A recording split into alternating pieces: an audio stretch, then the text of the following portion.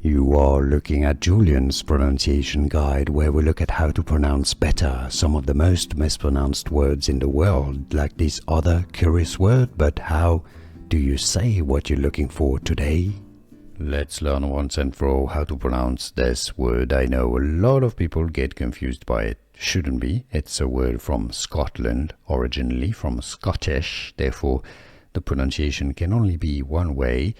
It's a person who works as a helper or servant to someone who's fishing or hunting.